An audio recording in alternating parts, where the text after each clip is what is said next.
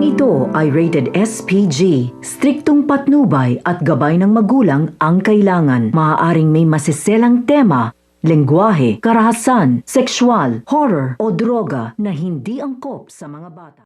Tuluyan na nga na nahulog sa patibong nga nito ni Hagor nitong si Metena na ngayon ngay ginamit nga niya ang kakayahan nga niya upang makatakas na si Metena. Ang kapalit nga nito ay ang pagsanib nito ni Metena kay Hagor na kung saan ito na nga ang pagsasanib puwersa nga nila laban sa mga sangre.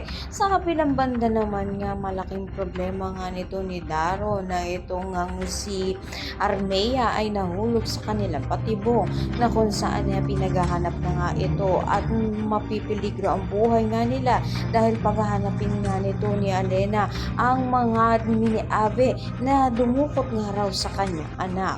Samantala, magkakaroon naman nga ng panibagong kampi ang mga sangre na kung saan darating na nga itong si Amihan upang makipagtulungan sa kanyang mga kapatid na mga diwata upang sa gayon patumbahin na si Hagor. Kaya naman pakatutukan nga natin dito ang pagbabalik nga muli nito ni Amihan upang makipagtulungan nga sa kanyang mga kapatid na diwata upang tapusin na ang kasamaan nga nito nila Gargan at nito ni Hagor. Ang lahat na yan nabangan natin. Maraming salamat sa inyong panood.